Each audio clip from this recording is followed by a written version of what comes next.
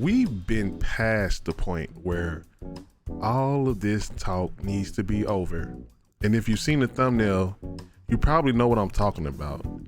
Gamers have been in this weird space of competition with themselves for a long time about what console is better. And you know what? I'm kind of fed up with it. What's good, everybody? It is Blue Satire, and today it's another discussion board, but this time I want to tackle something that I've been meaning to make a video on for a long time ago, on why the console wars is stupid, it's dumb, and it's really been making gaming kind of irritating. This might not be the last video I do on this, but it's just my initial thoughts as I see more and more things. What I'm probably gonna do is anytime I see a dumb tweet, I'm probably gonna talk about it, because a lot of the tweets today, a lot of conversations in gaming today is fueled by these false console wars, and let me tell you why.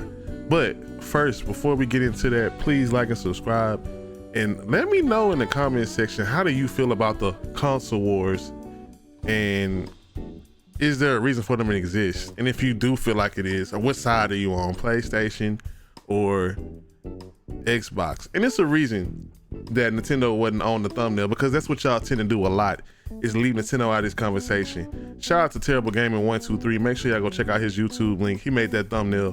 But it's real funny how y'all leave Nintendo out. But we gonna get into that. So let's get right into it.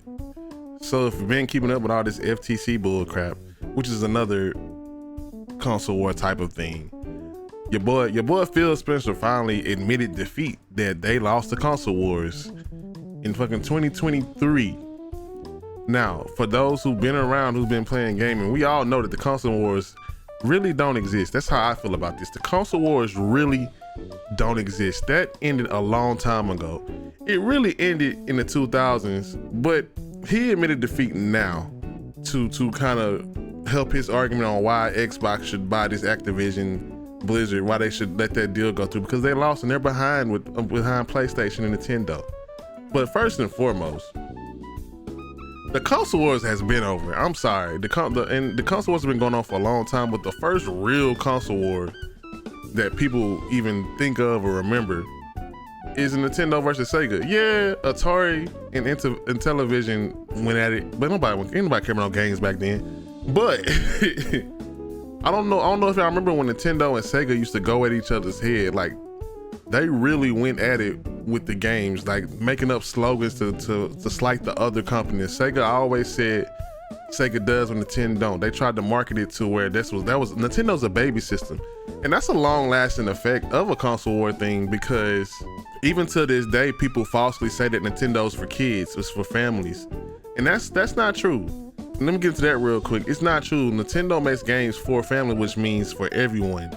But that stigmatism from the first console war sticks around even to this day. And that fuels a lot of the console war talk today, because people tend to leave them out. People tend to discredit them because they're not on the same level as far as graphics and power as PlayStation and Xbox. And it's stupid. But that was the first console war. And the real time that it really ended was the three-way war in the mid 90s and early 2000s, when it was Sony versus Nintendo versus Sega. And this has always been a thing. Once Sony introduced the CDs and everything like that, all other people, including Sega, tried to jump into that market. The Sega Dreamcast and PlayStation 2. But as you can see, the Sega Dreamcast didn't last, and the real console war really ended right then and there when Sega called it quits. But a new person was entered into the market, and that's Microsoft in the early 2000s and the early 2010s. And again, PlayStation kept the lead for most of the time, but them 360 days had Xbox kind of up there. The Wii did its thing. But if you really want to talk about when the console wars ended, as far as the public eye, if we're gonna give it a date, it's definitely last gen when it was PlayStation 4 and Xbox. Xbox One fumbled the bag. Xbox One X, all that stuff fumbled the bag, and literally made Microsoft change its whole direction. And where I'm getting from this is console wars today don't exist.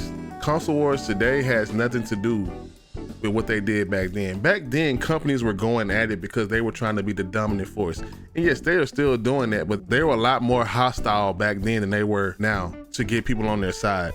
Nowadays, the console wars is literally fanboys. I know y'all see the terms Xbox and Sony ponies. I don't know what they call Nintendo, but they just make fun of Nintendo fans. They don't even acknowledge Nintendo fans. And the console wars is really PlayStation versus Xbox, because they don't even look at Nintendo as competition, even though Nintendo has outsold both since 2017.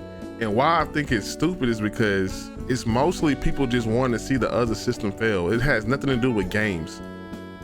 Now, some have arguments that PlayStation has a lot more exclusives and a lot more games to offer, which is true. PlayStation had more exclusives, which is the reason Xbox had to adapt the Game Pass system, which is a great value. PlayStation had more games to offer as far as quality. The Xbox One era, people were not buying those first party games. It wasn't Halo, Gears, or Forza. And low key, it's still the same because they couldn't make those quality exclusive games that Nintendo and PlayStation were making. So what did they do? Game Pass. Let's offer a bunch of games. Let's offer our first parties and let's let them play it. And it has worked for them. But Phil Spencer says we need more.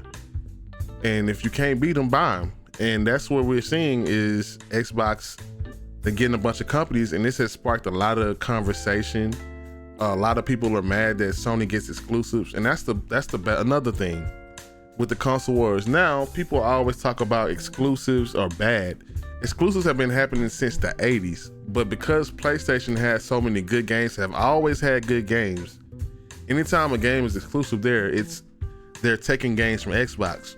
Let's not forget that Xbox does the same thing with Game Pass. They offer them something. It's a decision between two people. How is one company taking something from the other without the other party involved? Square Enix has pretty much said that we chose here. We made an offer to everyone, and PlayStation had the best offer. It was a decision between two parties, not just Sony said, hey, give me this so you won't put it on Xbox. Sony helped make these games. A lot of games that are exclusive to PlayStation, they helped make, or they just had the bag to do it exclusively for a time exclusive.